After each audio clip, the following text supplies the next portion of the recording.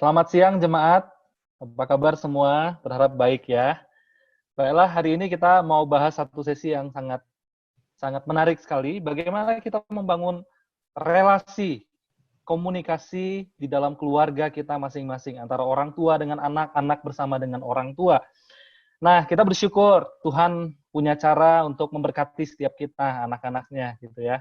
Kita bersyukur melihat bagaimana Tuhan memimpin, menyertai setiap kita dengan pembekalan, dengan firman Tuhan yang baik begitu. Nah, eh, baik, mungkin setiap kita sudah tidak asing lagi dengan pembicara kita hari ini. Saya akan perkenalkan secara singkat mengenai Pendeta Alex Nanlohi. Pendeta Alex Nanlohi berasal dari Ujung Pandang. Beliau punya banyak pengalaman di dalam dunia pelayanan, teman-teman. Jadi kita mau belajar banyak dari beliau tentang komunikasi khususnya di antara keluarga, anak, orang tua kepada anak, mungkin ada pergumulan dan lain sebagainya. Nah, kita lihat bagaimana pelayanan Pendeta Alex Nanlohi, beliau mempunyai banyak sekali pengalaman pelayanan begitu ya. Pengalaman pelayanan, dan hari ini beliau melayani khususnya sebagai Wakil Sekjen Perkantas Nasional dan sudah banyak sekali terjun di dalam dunia pelayanan anak-anak muda. Baik, saya tidak akan berlama-lama. Kita akan bersama-sama menyambut pembicara kita, Pendeta Alex Nanlohi. Tapi sebelumnya saya mau sampaikan kepada rekan-rekan, nanti setelah sesi akan dibuka tanya-jawab. Tanya-jawab. Nah, jadi rekan-rekan yang mau bertanya, silakan siapkan pertanyaannya, lalu kemudian nanti bisa mengetikkan pertanyaan tersebut di live chat-nya kita. Nanti pertanyaan akan dibacakan, atau kalau mungkin nanti teman-teman bisa tuliskan kalau mau bicara secara langsung, bisa tulis di live chat-nya, nanti kita akan persilakan untuk bicara secara langsung. Baik, kita undang sekali lagi pembicara kita, Pendeta Alex Nanlohi. Silakan, Pak. Baik, terima kasih. Saya bersyukur kepada Tuhan untuk GKY Fluid, Fik. Terima kasih Musa Erwin dan juga seluruh hamba Tuhan dan juga panitia yang boleh menyiapkan acara ini. Topik ini sangat menantang bagi saya sendiri karena ini adalah sebuah hal yang terjadi dan terus-menerus menjadi perjuangan di tengah-tengah melayani karena generasi terus berganti. Nah, mari sebelum kita membaca, merenungkan firman Tuhan, kita berdoa terlebih dahulu. Bapa dalam surga, kami akan membuka firman-Mu, bukalah juga hati kami. Jadikanlah hati kami seperti tanah yang baik, supaya ketika setiap benih kebenaran firman ditaburkan, boleh sungguh-sungguh berakar, bertumbuh dan berbuah nyata di dalam hidup kami. Berkati hamba-Mu yang menyampaikan, setiap kami yang mendengar, juga interaksi di antara kami. Tuhan, tolonglah kami semua, agar kami pada akhirnya bukan hanya jadi pendengar firman yang setia, tapi kami dimampukan menjadi pelaku-pelaku firman-Mu di dalam hidup kami. Bersabdalah ya Tuhan, kami sedia mendengarnya dalam satu nama yang kudus, nama yang berkuasa, nama Tuhan kami Yesus Kristus. Kami menyerahkan pemberitaan firman-Mu. Amin. Ya, Bapak Ibu yang dikasihi Tuhan, jemaat sekalian, saya menyiapkan presentasi slide buat kita. Karena itu saya harap juga sembari saya nanti menjelaskan, Bapak Ibu bisa melihat apa yang ada di slide yang sudah disiapkan. Nah, kita akan melihat bagian sesi ini, ada dua sesi yang diberikan kepada saya. Yang pertama kita akan melihat mengapa kita perlu untuk connecting generation. Jadi ini hal yang pertama yang akan saya bahas, dan dalam bagian yang kedua nanti, kita juga akan melihat bagaimananya, ya, mungkin hal-hal yang lebih praktis akan saya bahas di dalam bagian yang kedua. Nah, saya mau mulai dengan mengajak kita melihat next slide. Di dalam Kejadian pasal yang kedua, di dalam Kejadian 2 ayatnya yang ke-18, dikatakan di Alkitab kita, Tuhan Allah berfirman, tidak baik kalau manusia itu seorang diri saja. Aku akan menjadikan penolong baginya yang sepadan dengan dia. Jadi right from the beginning, firman Tuhan menyatakan kepada kita setelah Allah menciptakan alam semesta ini, hari pertama baik sampai sungguh amat baik, maka Kejadian 2 ayat 18 pertama kali di Alkitab kita muncul kata tidak baik. Dan ini bicara apa? Tidak baik dalam kaitannya dengan relasi antar manusia. Dalam arti bahwa memang Tuhan mendesain. Tuhan sendirilah yang menciptakan kita, Allah yang mendesain kita juga untuk membutuhkan sesama atau orang lain.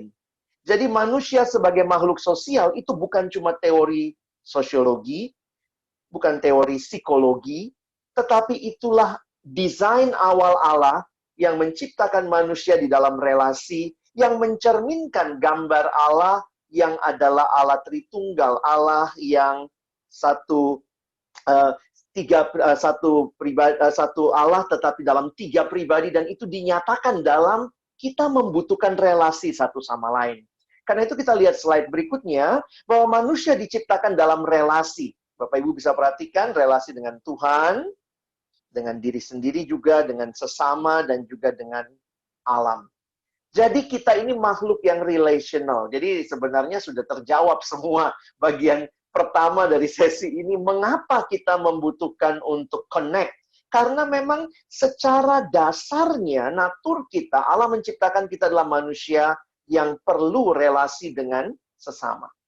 Sebagaimana yang dikatakan dalam next slide, dikatakan oleh John Stott, sebagaimana ikan dibuat untuk air, maka umat manusia dibuat untuk kasih. Untuk mengasihi Allah dan mengasihi sesama kita. Loving God, loving people. Nah, apa yang membuat hal ini menjadi sangat tough atau sekarang jadi pergumulan?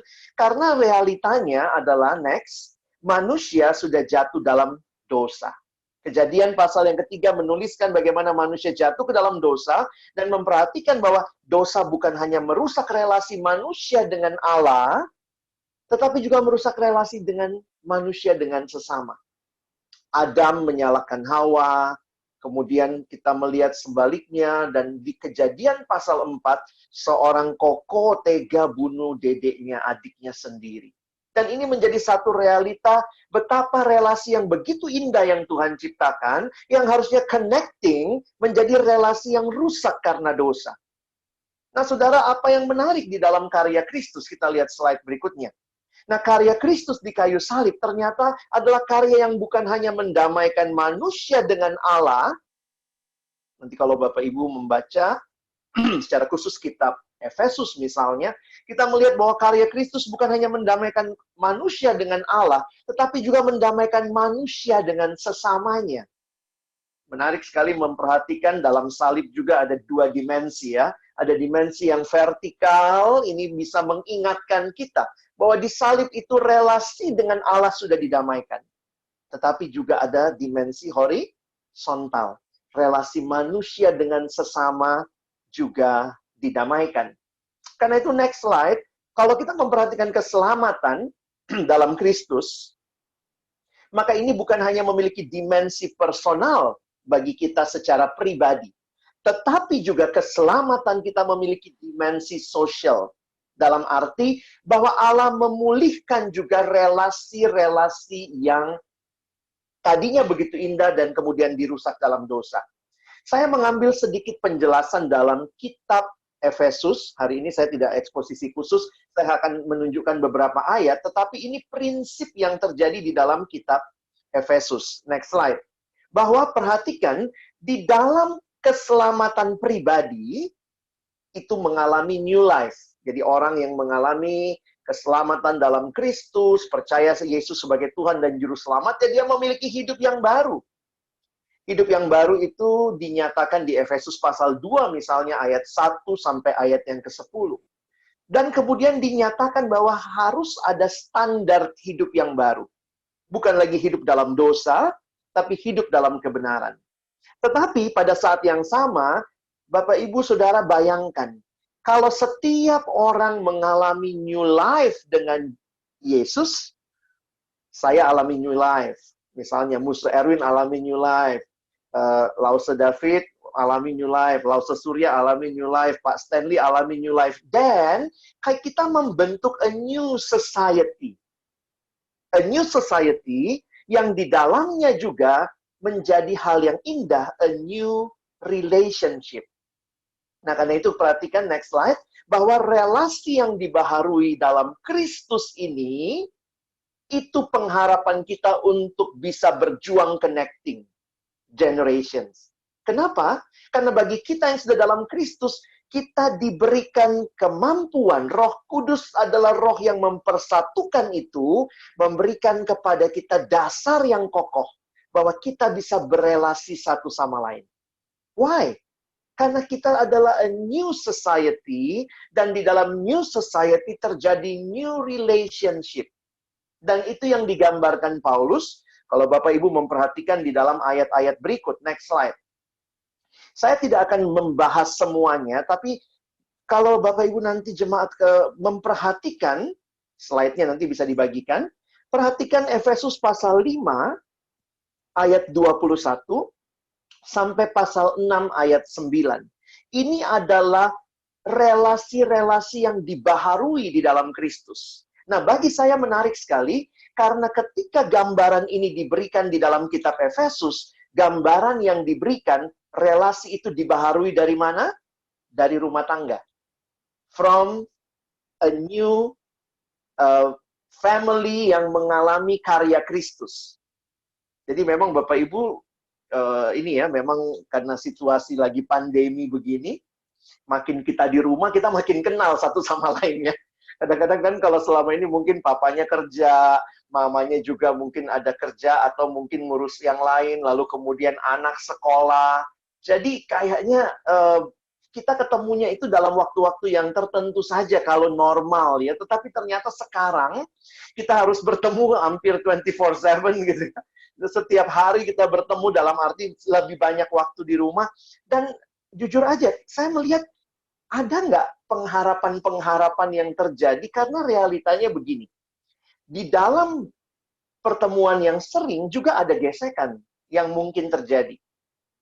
Dan ini ada beberapa hal yang dilaporkan dalam news gitu ya, yang dibilang katanya di tengah-tengah pandemi ini, ketika Wuhan membuka lockdown, apa yang terjadi kira-kira waktu itu Januari atau Februari awal, itu ternyata tingkat perceraian tinggi. Wah, itu menarik tuh ya. Lalu kemudian dalam data di Indonesia belum lama ini saya baca, dia mengatakan bahwa di dalam situasi lagi di rumah aja nih, ternyata juga yang meningkat, salah satunya adalah KDRT. Waduh, ngeri banget gitu ya. Dan saya berdoa, kiranya itu jauhlah dari keluarga-keluarga Kristen yang sebenarnya telah mengalami pembaharuan di dalam Kristus. Dan ini relasi yang indah. Mari perhatikan pasal 5 ayat 21, next slide. Nah, Bapak Ibu coba perhatikan sebentar ya, slide ini. Efesus 5 ayat 21 menyatakan, dan rendahkanlah dirimu seorang kepada yang lain di dalam takut akan Kristus. Jadi, rendahkanlah dirimu seorang kepada yang lain di dalam takut akan Kristus. Jadi, sebenarnya ada satu relasi yang dibaharui dalam Kristus, itu membuat kita bisa merendahkan diri satu dengan yang lain. Wah, ini menarik nih. Jadi kalau Bapak Ibu bisa memperhatikan hal ini. Nah, saya mulai masuk ke apa yang dituliskan dalam Efesus pasal 5. Semua ada di screen, saya tidak baca satu persatu, tapi lihat. Yang pertama, next. Ini yang pertama yang dibaharui, yang harusnya saling merendahkan diri satu sama lain, adalah relasi suami dengan istri. Nah, itu dibahas di Efesus 5 ayat 22 sampai ayat yang ke-33. Bapak Ibu lihat kata kuncinya saja yang saya buat dalam warna di situ ya. Hai istri, tanduklah suamimu. Bukan ya? Istri, tunduk kepada suamimu seperti kepada Tuhan. Dan lihat bagian suami, hai suami, kasihilah istrimu. Jadi ini menarik untuk kita perhatikan ya. Hai suami, kasihilah istrimu. Hai istri, tunduklah kepada suamimu. Sehingga disimpulkan di bagian ayat yang Bapak Ibu bisa lihat, bagaimanapun juga katanya, bagi kamu masing-masing, berlaku, kasihilah istrimu seperti dirimu sendiri, dan istri hendaklah menghormati suaminya. Jadi saya pikir bahwa bagi kita orang-orang percaya, connecting ini menjadi satu hal yang mungkin di dalam Kristus, dan dalam pembaharuan itu Tuhan memberikan Roh Kudus-Nya yang memampukan kita bisa merendahkan diri satu sama lain. Istri tunduk dengan rela karena tahu juga bahwa suaminya adalah suami yang mengasihi istri. Next slide.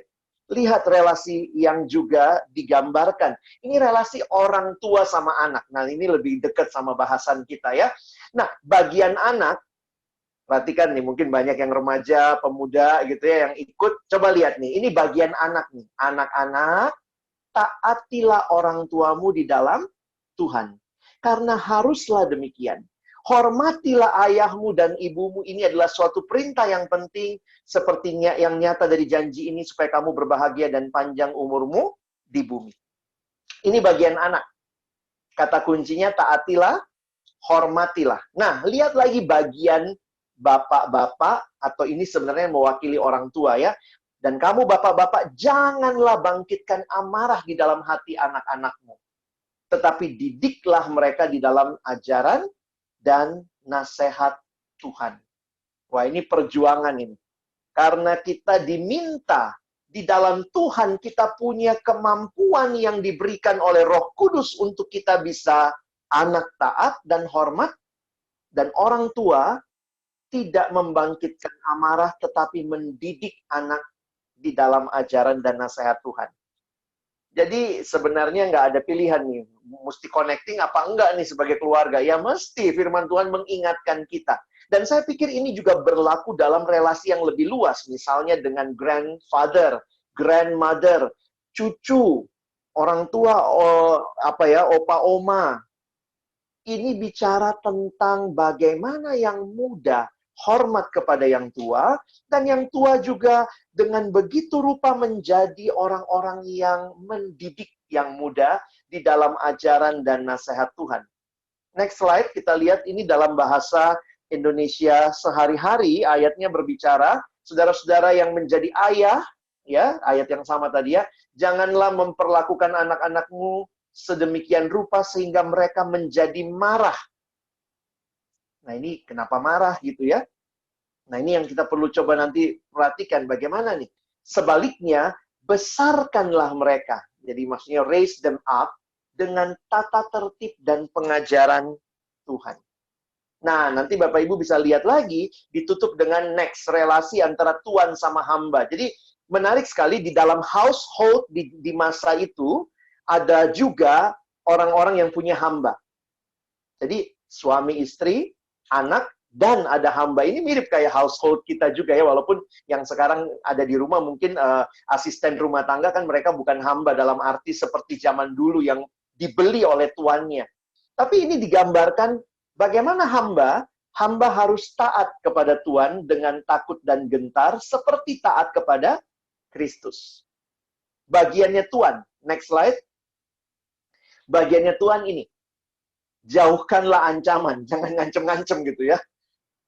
Tetapi benar-benar bisa dengan indah dan baik gitu ya, membangun satu relasi. Jadi Bapak Ibu Saudara yang dikasihi Tuhan, dari ayat-ayat ini menggambarkan kepada kita betapa pentingnya kita membangun koneksi di dalam Kristus. Karena kita sudah dibaharui, kita punya kemampuan yang Tuhan berikan melalui kehadiran Roh Kudus, memberikan kita kesanggupan untuk connecting.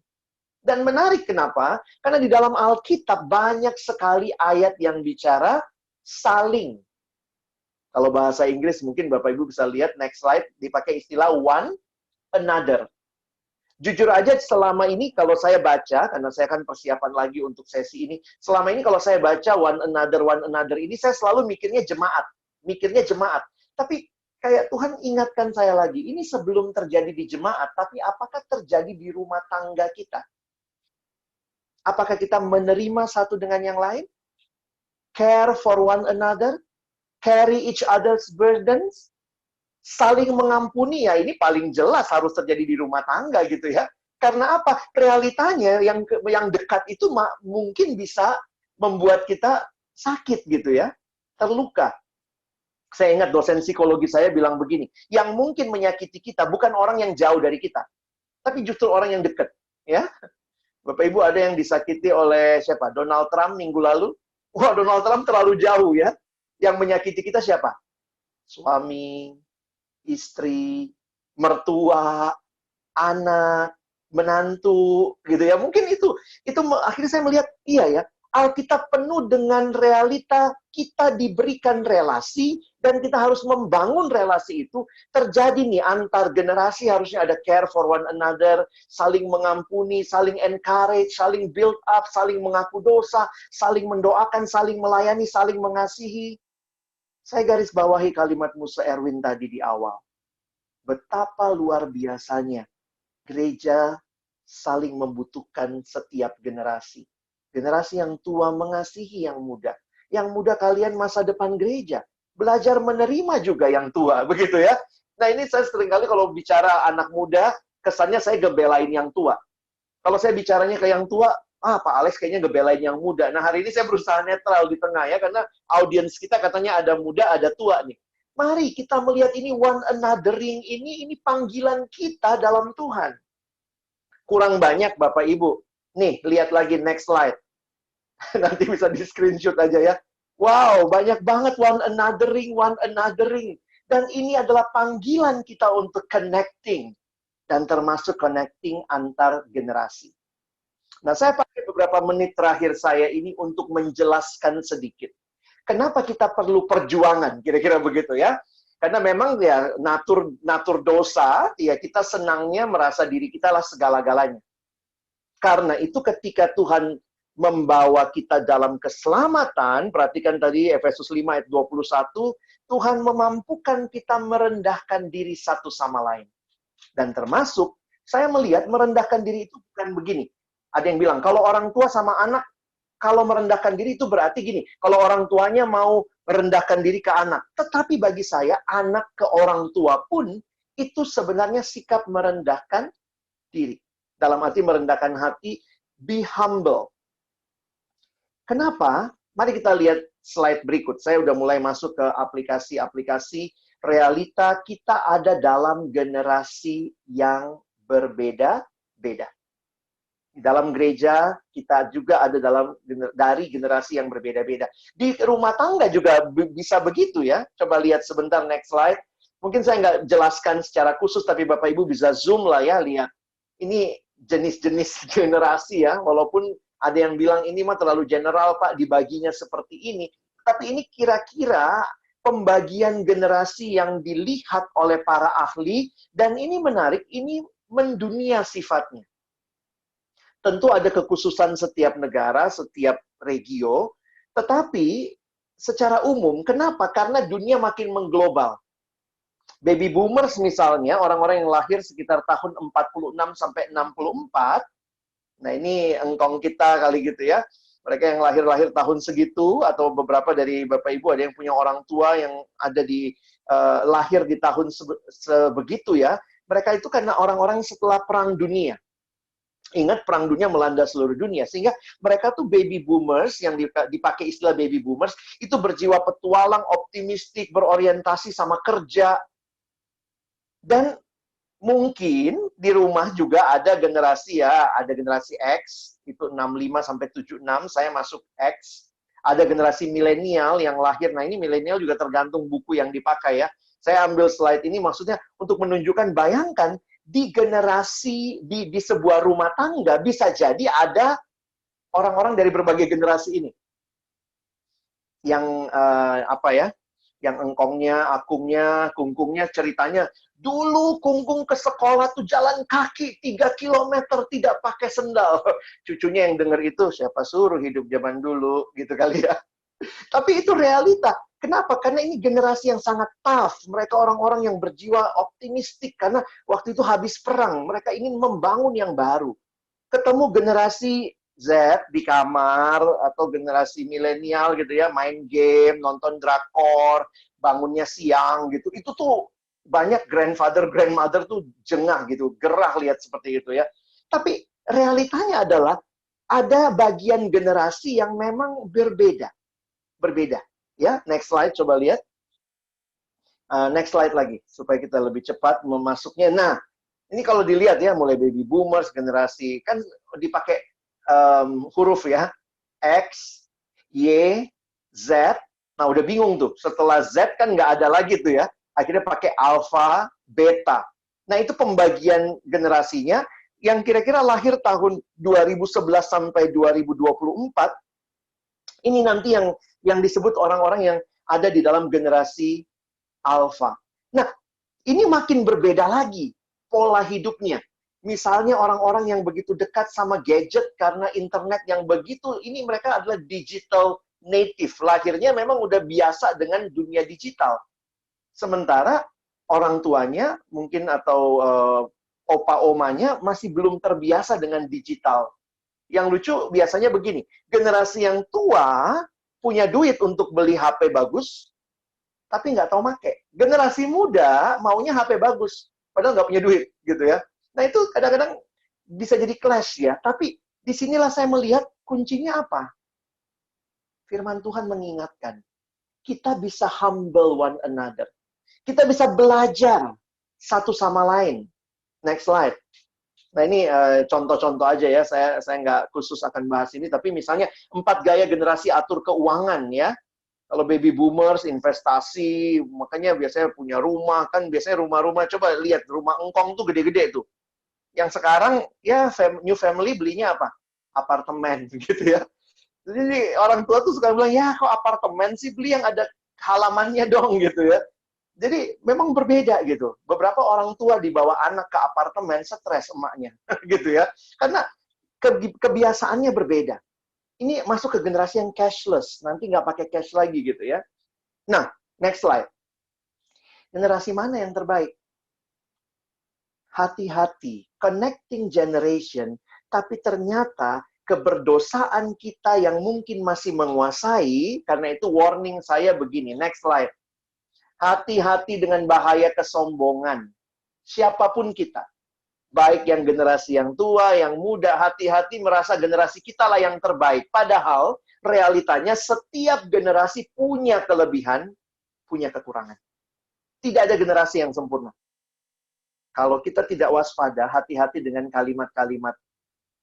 Memang ya, anak sekarang itu ya, nggak bisa dipercaya, lalu kemudian mulai ngomong. Kenapa? Karena merasanya begini, waktu zaman saya dulu, dan generasi yang muda, mungkin mengatakan, kolot dasar, nggak ngerti, nggak paham, tua banget sih pikirannya. Ingat, kita saling membutuhkan. Next slide. Saya melihatnya begini, young generation have the passion now and information. But older generation have wisdom. We need each other. Karena itu lihat Amsal berikut, next slide. Didiklah orang muda menurut jalan yang patut baginya, maka pada masa tuanya pun ia tidak akan menyimpang daripada jalan itu. Saya mau mengingatkan kepada kita bahwa sebenarnya dasar firman Tuhan jelas mengingatkan kita. Kita saling membutuhkan, dan di dalamnya biarlah kita berjuang. Nah, ini perjuangannya belajar saling memahami. Saya berhenti dulu sampai di situ, dan kesempatan berikut, maaf saya skip beberapa slide, kesempatan berikut ini saya rindu mendengar. Kita sama-sama rindu mendengar sharing live dari Lause Surya yang juga dalam realita pergumulan dengan anak tentunya gitu ya. Mungkin Lause Surya bisa cerita juga kepada kita, memberikan gambaran apa yang Lause Surya alami. Silakan Lause. Ya, thank you untuk kesempatannya Pak Alex dan rekan-rekan semua. Saya tertarik sekali dengan penjelasannya Pak Alex, dan saya mengamini memang banyak hal saya mengalaminya. Dan saya mau highlight di sini, saya percaya semua ini harus diperjuangkan. Waktu Tuhan kasih kita anugerah keselamatannya, Tuhan mengubah hidup kita punya new life, ya, kemudian kita punya new standard. Tetapi dalam menghidupinya sebagai sebuah new society dan membentuk new relationship, saya pikir saya setuju dengan apa yang Pak Alex katakan, semua ini harus diperjuangkan.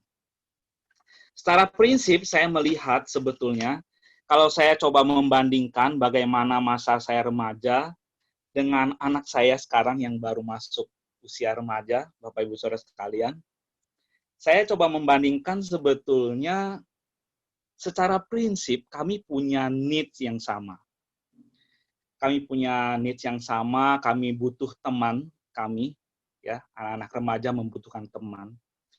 Hanya yang saya coba bayangkan itu adalah, dan saya mengamati bahwa polanya berbeda, pola komunikasinya berbeda. Dan akhirnya kemudian pola sosialisasinya juga berbeda. Kan waktu saya remaja, Bapak Ibu Saudara sekalian, saya butuh teman dan kami menghabiskan waktu bersama seperti pergi ke lapangan, main sepak bola bersama, pulang dari sekolah tentunya. Kemudian kami juga bersepeda bersama, ya, menghabiskan waktu bermain badminton di lapangan sekolah. Nah, itu akhirnya ya tentu pulangnya jadinya agak maleman gitu ya. Nah, sebetulnya saya perhatikan anak saya juga punya need yang sama, hanya dia menghabiskan waktu bersosialisasi itu dengan game online, dengan teman-temannya. Satu kali saya ingat sebelum pandemi, anak saya, dia ngomong, "Pak, besok sore jam 3 sore, saya harus online sama teman." Loh, kenapa harus gitu ya? Saya kalau dengar kata harus tuh jadi, wah, kenapa harus ya? Begitu ya, karena dia katakan, teman saya akan merayakan ulang tahun di Roblox. Wah, ini hal baru nih buat saya. Seperti itu ya. Nah, saya mengamati juga, dalam hal seperti itu, saya cukup struggle sebetulnya. Saya bandingkan dengan waktu lalu, waktu saya remaja, kami menghabiskan waktu bersama dengan teman, itu saya dikontrol oleh orang tua saya dengan waktu yang jelas. Ya, jam berapa sampai jam berapa saya harus pulang ke rumah. Nah, sekarang anak saya, kadang-kadang saya sulit memberikan kontrol, karena ini sulit memberikan batasan-batasan. Cara interaksinya itu melalui online, kerjain tugas juga online, kerja kelompok juga online, begitu, mainnya juga online. Jadi bagaimana ini? Apalagi setelah pandemi, dalam situasi pandemi ini, sekolah aja juga online, begitu ya. Nah, jadi kadang-kadang saya, di satu sisi saya kasihan juga lihat anak saya sepanjang hari, dia ada di depan screen. Tetapi di sisi lain juga saya sendiri cukup struggle karena saya ada kekhawatiran. Saya khawatir anak saya punya cara bersosialisasi yang apakah dia terbiasa dengan bersosialisasi dengan face to face seperti ini yang biasa di generasi saya lakukan seperti itu. Nah, saya juga berpikir bahwa apakah ini juga menjadi penting kemudian. Nah, ini juga mungkin saya dengan pertanyaan-pertanyaan ini juga saya jadi lebih antusias untuk masuk sesi berikutnya, Pak Alex. Saya ingin juga mungkin melalui sesi berikutnya saya mendapatkan insight ya, Pak Alex ya. Seperti itu. Saya nggak tahu apakah jemaat sekalian, Bapak Ibu Saudara sekalian punya struggle yang sama dengan saya, menghadapi hal yang sama. Tapi saya percaya, Bapak Ibu, semua itu harus diusahakan, dikerjakan. Nah, saya tahu itu begitu pentingnya relasi antara orang tua dengan anak, oleh sebab itu saya ingin belajar dengan rendah hati untuk mengerjakan itu semua dengan baik, supaya relasi saya dengan anak saya itu semakin baik. Saya tidak menghadapi dia dengan judgement, ya, karena itu kelihatan dia merasa saya dijudge begitu ya. Kadang-kadang saya memberikan ruang untuk dia mengekspresikan seperti itu dan dia memang benar itu yang dia katakan. Saya merasa dijudge, dituntut yang padahal saya tidak seperti itu begitu ya. Nah, ini tentu sesi-sesi ini sangat bermanfaat buat saya. Bagaimana ini meningkatkan kemampuan komunikasi saya dengan anak saya. Thank you. Sharing saya sampai di sini, Pak Alex. Makasih banyak, Lause. Eh, saya senang sekali mendengar juga bahwa ya mengusahakan itu jadi bagian yang tadi Lause Surya sampaikan. Nah, Bapak Ibu yang dikasihi Tuhan, kalau ada pertanyaan dulu sejauh ini sebelum kita lanjut, kalau ada yang mungkin ingin bertanya dari bagian pertama sesi ini tentang hal-hal yang mendasari mengapa kita perlu membangun connecting ini ya, mengusahakan. Tadi Ya, ada ini ada satu silakan. pertanyaan Ya. dari Bapak Joko Raharjo. Ya. Ya baik, saya bacakan atau Pak Joko mau langsung ngomong?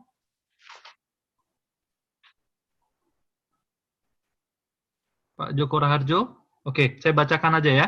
Ya, silakan Pak. Beliau bilang, saya ada mentoring pemuda-pemuda yang lahir tahun 1994.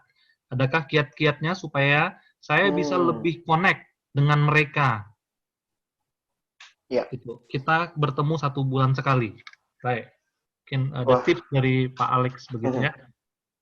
Kalau tips-tipsnya mungkin sih sebenarnya nanti di sesi yang kedua saya akan mungkin bicara sedikit jauh lagi. Cuma saya harus ingatkan peribahasa sederhana mungkin ya, tak kenal maka tak sayang.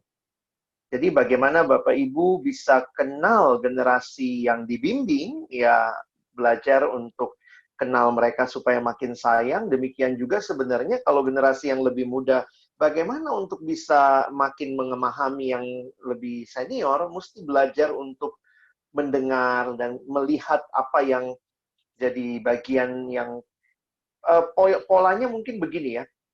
Paling tidak kita tahu kenapa dia seperti itu. Jadi ketimbang tadi seperti yang Lause Surya katakan kita menghakimi, memang kunci utama yaitu coba kenali. Nah, mengenal ini yang saya pikir perlu kita usahakan. Dan memang jujur aja mungkin beberapa orang tua yang terbiasa dengan pola satu arah ke anak, dengan kondisi anak sekarang yang ternyata dalam pola belajar di sekolah aja nggak satu arah. Saya pikir juga ini pola-pola berubah itu termasuk di dalam culture kita, Bapak Ibu. Zaman dulu saya waktu sekolah namanya katanya kurikulumnya CBSA. Catat buku sampai habis. Jadi yang lucu waktu itu pokoknya ada satu teman maju ke depan, dia nyatet di papan, dia catat dari buku guru atau diktat guru, lalu kemudian kita sekelas ikut nyatet. Itulah belajar zaman saya. Sekarang anak sekarang belajarnya tuh di kelompok, dikasih kasus, mereka diskusi. Nah, bayangkan ketemu dengan orang tua yang mungkin besarnya di zaman CBSA seperti saya, no discussion. Kenapa? Saya belajarnya pun dulu, papa bilang apa, ya demikian. Padahal anaknya di sekolah untuk, ya Bapak Ibu kirim ke sekolah yang model sekarang sih, harusnya kalau ini ya bisa kirim sekolah model dulu kali yang CBSA ya. Dan anak-anak jadinya mereka didengarkan. Nah, ini yang saya pikir perlu juga kita saling memahami. Mungkin itu dulu kali, Pak. Apakah masih ada?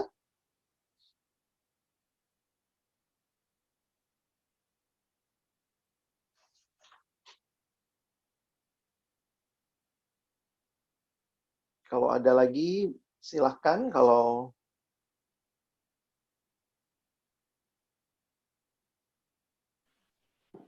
sementara kayaknya belum ada pertanyaan lagi, Pak Alex. Oke. Monggo di continue, silakan. Terima kasih, Pak. Saya boleh lanjut ya? Ya, thank you. Saya boleh lanjut ke slide yang tadi selesai gitu ya, karena saya pikir saya akan masuk dari satu buku yang saya baca. Nah, buku berikut ini menarik sekali, Bapak Ibu ya. Next slide. Judul bukunya The Passion Generation, ditulis oleh seorang pendeta milenial. Ya.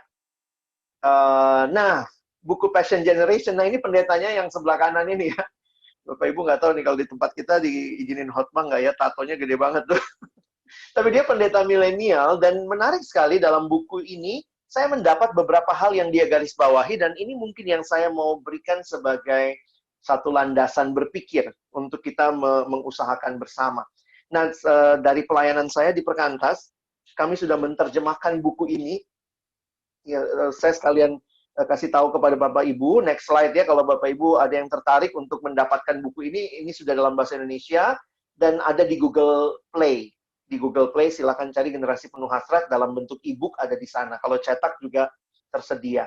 Nah, tapi saya nggak lagi promosi bukunya ya, tapi saya senang dengan isinya. Jadi saya juga waktu itu promote buku ini supaya diterjemahkan ke bahasa Indonesia. Menarik sekali waktu bicara soal gap generasi, dan khususnya dia mewakili, jadi buku ini dia tulis untuk dua, untuk orang yang dewasa, yang senior, dan juga untuk milenial. Jadi dia berbicara kepada generasinya, dan juga kepada generasi yang senior. Jadi dia seolah-olah berdiri di tengah, jadi jembatan. Nah, ini beberapa pertanyaan kita kan biasanya seperti itu ya. Gimana jadi jembatan? Nah, bagi saya menarik sekali apa yang dia amati. Nah, perhatikan next slide. Dia mengatakan begini, ini tesis bukunya sebenarnya. The church doesn't have a millennial problem. Beberapa gereja kan kebingungan, gimana cara ngadepin milenial? Pemuda kita berkurang nih di gereja nih, gimana nih? Jadi dia bilang the church doesn't have a millennial problem. It has a discipleship problem. Wow. Saya waktu mendengar ini, saya coba mencerna, iya juga ya. Karena nanti habis milenial, jangan lupa ada generasi Y, Z gitu ya. Milenial tuh X gitu ya. Nanti ada generasi Z. Habis Z ada generasi Alpha. Apakah kita akan selalu mengatakan setiap generasi ini masalah nih? Ya, ada generasi baru, masalah lagi nih. Tetapi dia mengatakan harusnya yang kita pertanyakan bagaimana pemuridan kita. Dan saya bersyukur mendengar bahwa GKY serius dengan pemuridan. Dan itu jadi sesuatu yang saya pikir Bapak Ibu harus benar-benar melihat dan terlibat di dalamnya. Karena apa? Generasi akan terus berganti. Pertanyaannya adalah, next slide ya, bagaimana pemahaman utuh kita tentang pemuridan? Nah, saya jujur aja melihat, sebenarnya pemuridan yang paling sederhana itu terjadi di rumah tangga. Ya, Bapak Ibu harusnya bisa lihat itu juga ya. Jadi jangan kemudian kayak subkon, udahlah kirim ke komisi remaja, komisi pemuda di gereja, bereslah anak gua gitu ya. Tapi sebenarnya keluarga itu menjadi tempat yang paling awal. Dan saya pikir lockdown ini atau masa karantina ini seperti mengingatkan kita ya. Barulah bapak-bapak, ibu-ibu sadar, iya ya, jadi guru tuh susah ya. Suruh anak kan ke sekolah, belajar dari guru, tapi sebenarnya kan bisa diajar di rumah juga. Ternyata mendidik anak tuh nggak gampang, karena banyak hal yang kayaknya tanpa kita sadari, kita subkon ke gereja, ke sekolah, dan seterusnya. Nah, menarik sekali di dalam buku ini, si Grant Skeldon, di bagian awal bukunya saya kaget ada muka-muka ini, next slide ya. Ada gambar karikatur beberapa orang-orang. Bapak Ibu, ada Martin Luther juga di situ, ada Charles Spurgeon. Saya kaget loh waktu melihat ini. Apa yang dia maksudkan? Kenapa di awal bukunya dia memberikan muka atau wajah karikatur orang-orang ini? Bapak Ibu, ini ternyata adalah orang-orang yang dia anggap menjadi orang yang memuridkan dia. Loh, emangnya dia ketemu Martin Luther ya? Dia melihat Martin Luther memuridkan dia melalui tulisan-tulisannya. Jadi menarik sekali, memang kayaknya latar belakang kehidupan keluarga Grant Skeldon agak sedikit broken, tapi yang menarik adalah bagaimana gereja dipakai Tuhan. Jadi ini juga saya melihat ya, cara Tuhan memakai gereja, memberikan kepada Grant Skeldon keluarga. Dan dia mengatakan orang-orang inilah yang sangat membimbing dia ini, yang Kevin Batista ya. Kevin Batista ini adalah orang yang memuridkan dia. Jadi dia mengatakan, saya bisa survive di gereja sebagai anak muda. Karena ada generasi yang lebih tua yang mendekati saya, membuka hidupnya untuk saya. Dan inilah sebenarnya pemuridan. Dan sekali lagi, pemuridan yang paling simple, yang paling awal harusnya terjadi di rumah. Di mana ada orang tua yang benar-benar menginvestasikan hidupnya, membuka hidupnya kepada anaknya, dan ada anak yang juga dibimbing begitu rupa. Kuncinya menurut si Grant Skeldon adalah yang tua harus mau bimbing yang muda, itu aja. Tapi juga yang muda harus memberi diri dibimbing. Nah, ini menarik nih. Jadi sama-sama ya, kalau ada teman-teman yang muda juga, jangan selalu nuntut yang tua dong bimbing kami. Tapi kamu mau dibimbing nggak? Itu pertanyaannya juga. Nah, itulah di dalam keluarga Kristen harusnya anak-anak tuh belajar taat. Tadi itu kan kalimatnya ya, taat sama orang tua. Kenapa? Karena dia melihat memang orang tuanya adalah orang-orang yang benar-benar mengasihi dia. Next slide. Nah, dia menggambarkan pemuridan. Nah, Bapak Ibu bisa menarik nih kalau kita mendiskusikan ini ya. Tapi saya harus katakan bahwa tiga-tiganya dibutuhkan. Jadi jangan dipilih ya. Mentorship butuh nggak? Butuh. Beberapa kali kelompok-kelompok kecil di gereja, KTP di gereja itu sebenarnya mirip kayak mentorship. Kamu datang seminggu sekali, belajar bahan, pulang. Datang seminggu sekali. Jadi itu come and meet with me. Lalu sebagian besar church events, come and listen to me. Tapi dia mengatakan bahwa bagi generasi ini, kalau kita memuridkan, kita perlu mengajak mereka terlibat. Come and follow me. Itu yang Yesus lakukan. Ayo ikut aku. Benar-benar membuka diri untuk orang, memasukkan mereka ke dalam agenda kita. Dan ini yang saya pikir keluarga-keluarga harus serius. Melihat bahwa benar-benar ada hidup yang jadi teladan. Karena itu saya lihat sebagai kunci untuk mengatasi gap generasi. Yang tua bersedia membimbing yang muda, dan yang muda juga bersedia dibimbing. Nah, dia mengatakan kalimat ini. Next slide. If you are not discipling anyone, will you please refrain from criticizing the next generation? Jadi dia mau bilang gini, lu jangan salahin generasi ke depan ya, atau nyala-nyalain kritik-kritik generasi ke depan. Apakah kamu memuridkan mereka? Wah, ini pertanyaan very struck me, begitu ya. Next slide. Nah, ini dikatakan lagi, you can't expect what you don't invest. Bapak, Ibu, banyak kali di gereja kita bilang, anak muda tuh harusnya begini, harusnya begini, harusnya begini. Pertanyaannya, Bapak, Ibu udah ngapain? Jangan semua dikasih ke lause pemuda remaja. Apakah kita sebagai orang tua, sebagai komunitas gereja serius dengan anak-anak kita? Kita invest kepada mereka apa yang kita rindukan. Kalau tadi Musa Erwin mengatakan gereja ini masa depannya ada di tangan orang muda, apa yang kita berikan bagi mereka? Next slide, saya menuliskan begini. Warisan terbaik bagi generasi muda adalah teladan yang baik dari generasi yang lebih tua. Bapak Ibu, maaf, mungkin dalam bagian ini saya harus berkata yang tua harus lebih berkorban. Ya, mungkin itu pemahaman dan pengalaman saya di dalam belajar. Karena apa? Kenapa yang tua harus lebih berkorban? Karena yang tua pernah muda, sementara yang muda belum pernah jadi tua. Tentu semuanya harus berjuang ya. Tetapi saya melihat perjuangan Bapak Ibu yang lebih tua mungkin lebih dibutuhkan untuk benar-benar membimbing. Oke, next slide. Bisa ke sesi 2-nya sekalian. Next lagi. Sekali lagi. Oke, sekarang saya lebih fokus ke bagian yang sesi 2 ini. Nah, kembali karikatur-karikatur ini ada dalam bukunya Grant Skeldon, Bapak Ibu ya. Dan dalam buku ini dia memberikan gambarannya begini. Milenial, dia mengatakan jangan-jangan kaum milenial itu nggak ada di gereja karena gereja tidak memberikan mereka tantangan, kira-kira begitu ya. Nah, ini bisa kita diskusikan lah ya. Tapi poin saya adalah saya melihat bahwa banyak kali generasi yang tua mencurigai yang muda.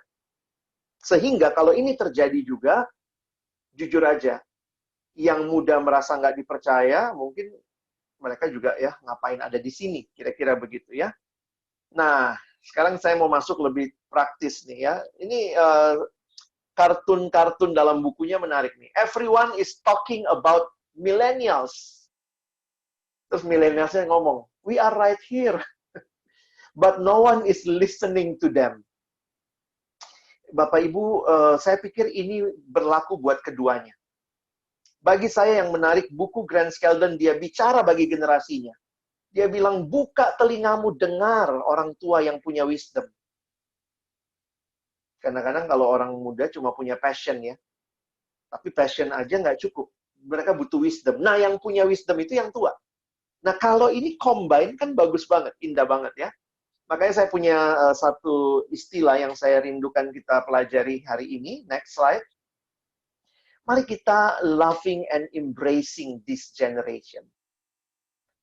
Ya, tadi Musa Erwin juga sudah jelas banget di awalnya bicara, mari kami itu mengasihi generasi ini.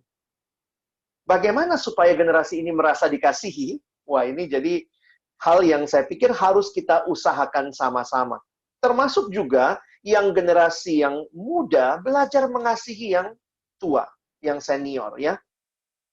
Saya mau angkat teladan dari next slide.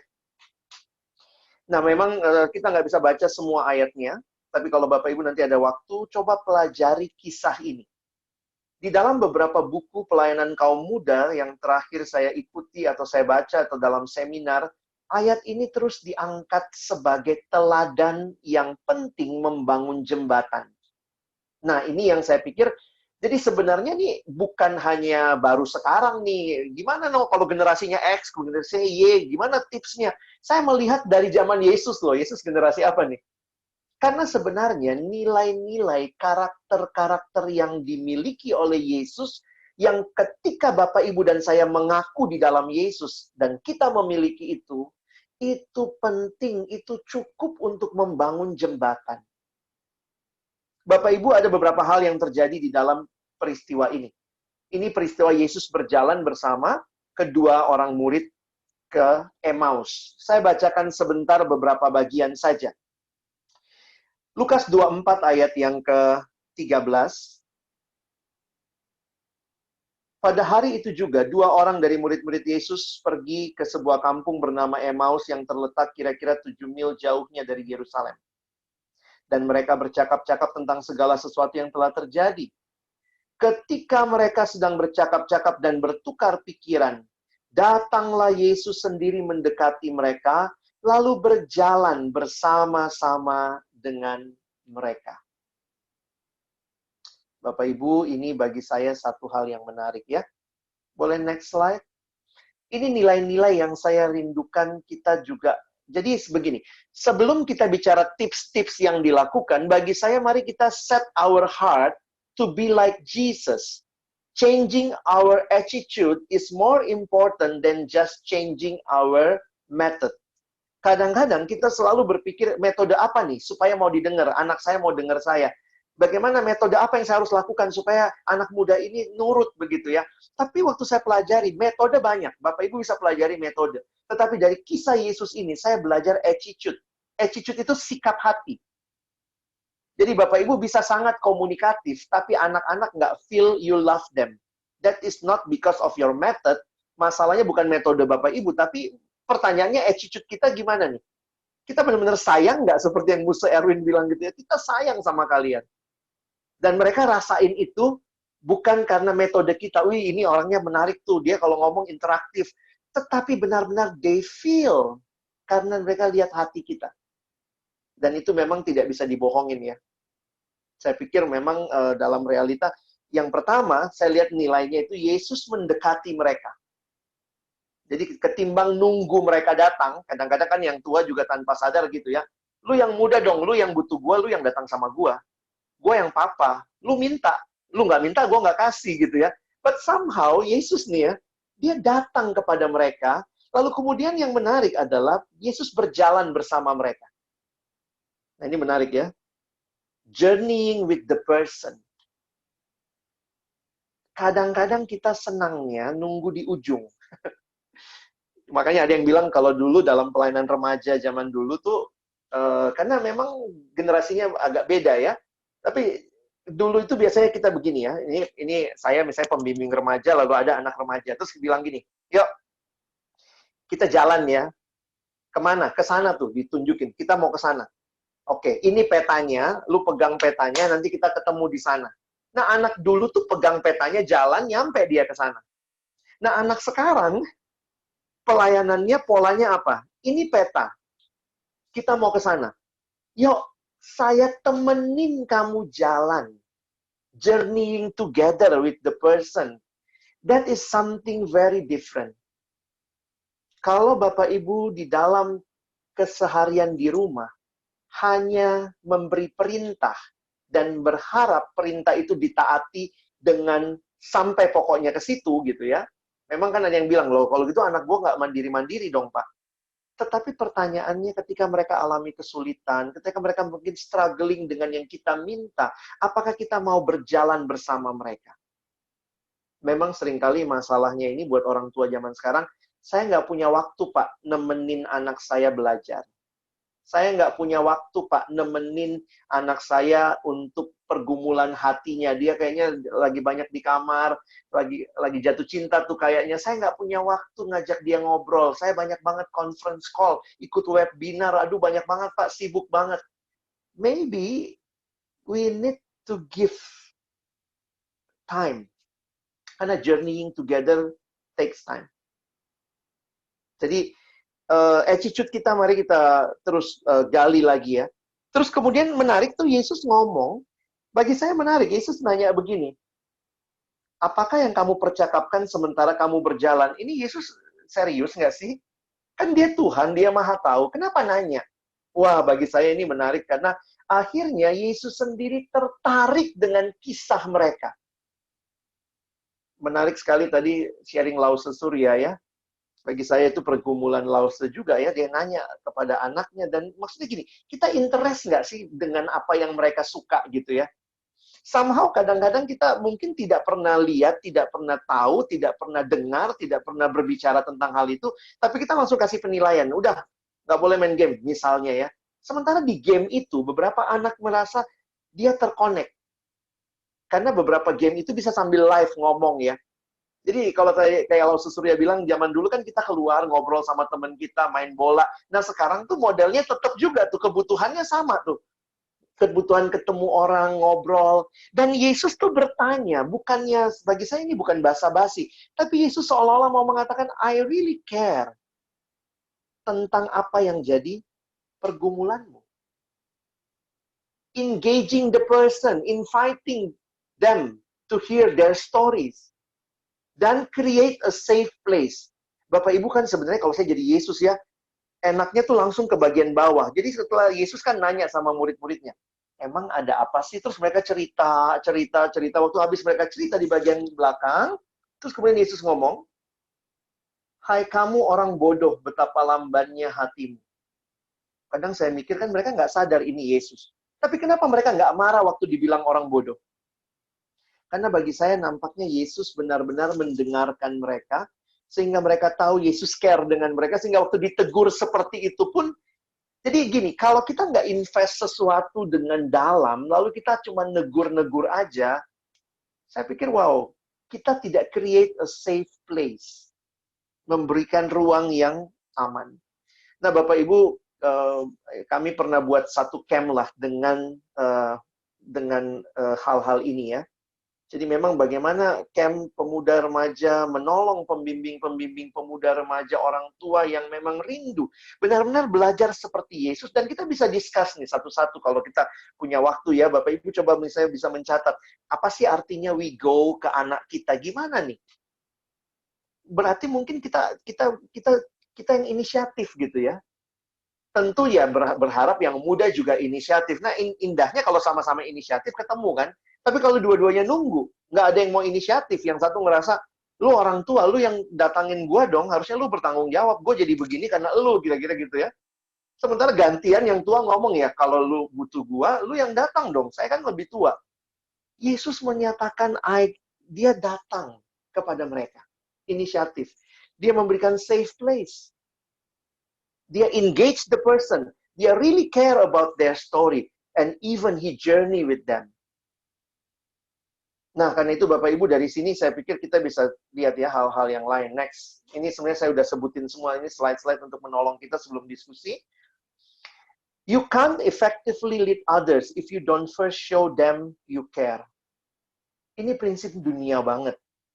Kamu nggak akan bisa memimpin orang lain dengan efektif sebelum engkau menyatakan, menunjukkan bahwa kamu sungguh-sungguh peduli dengan mereka. Jadi saya pikir ini penting. Lalu next slide. Ini juga journey together. Kita perlu untuk terus berpikir bagaimana menemani journey together. Memang akhirnya lebih capek sih ya. Jujur aja lebih capek. Tapi itulah. Itu bukan kebutuhan baru sekarang dari zaman Yesus sebenarnya ya. Bahkan kita juga mau seperti itu ya. Next slide. Be authentic. Jadilah diri kita apa adanya. Saya harus katakan juga dalam banyak pelayanan pemuda, remaja, begitu ya. Kadang-kadang jangan kemudian menjadi aneh bagi mereka. Untuk beberapa orang, tampillah apa adanya. Jangan tiba-tiba jadi aneh. Ya, mungkin kalau Bapak Ibu udah cukup senior, tiba-tiba jadi anak muda, pakai pakaian anak muda, juga anak mudanya juga waktu lihat bingung gitu. Ya elah nih tante kok sok-sok muda, misalnya begitu ya. Be otentik begitu. Karena sebenarnya kita nyambung sama mereka itu bukan masalah penampilan semata. Penampilan bisa menyambungkan kita. Kesamaan hobi bisa nyambungin kita. Gue seneng makan, dia seneng makan, yuk kita makan bareng, itu bisa nyambungin kita. Tapi sebenarnya yang menyambungkan kita lebih jauh adalah kita sama-sama di dalam Tuhan. Jadi be authentic ya. Jadi saya pikir ini juga bagian yang penting untuk kita pikirkan. Nah, lalu next. Nah, ini yang banyak dalam pelayanan postmodern. Di zaman modern, pelayanan itu all size. Jadi kayaknya begini, semua orang dikasih hal yang sama pertumbuhannya. Tapi sekarang itu tailor made. Kayak kita ngukur baju. Jadi dulu-dulu itu kan kalau ada baju tuh ya, pernah kan kalau camp zaman dulu, pokoknya bajunya semua all size. Yang gendut kekecilan, yang kurus kegedean gitu ya. Tapi pelayanan sekarang itu tailor made. Next slide. Sehingga maksud saya adalah apa? Ini adalah realita dari manusia gambar Allah itu unik. Setiap individu itu unik. Karena itu Bapak Ibu juga perhatikan, anak kita anak kita mungkin 3, tapi 3-3-nya unik. Jangan bilang dulu cicimu nggak masalah begini-begini. Kamu kok masalah banget. Nah itu akhirnya kita membuat orang menjadi seolah-olah sama. Next slide. Alkitab memberikan beberapa hal, dan bagi saya menarik ini semua attitude. Masalah hati. Nanti tipsnya bagaimana melakukan, Bapak Ibu bisa pikirin, karena setiap orang mungkin beda-beda ya. Rendah hati, lemah lembut, sabar, tunjukkan kasih dalam hal saling membantu. Next slide. We need to be humble, self-aware, and respectful. Belajar menghormati. Yang tua hormati yang muda hormati yang tua. Tadi pagi Pak Stanley kirim satu ayat, bagi saya ini menarik sekali di grup kami. Next slide. My brothers and sisters, take note of this. Everyone should be quick to listen. Hendaklah setiap orang cepat untuk mendengar, slow to speak, tapi lambat untuk berkata-kata, dan lambat untuk marah. Wow. Saya pikir waktu saya tadi pagi baca ayat ini, saya pikir saya harus masukin. Ini adalah hal very practical. Yuk belajar mendengar. Memang susah ya mendengar itu ya.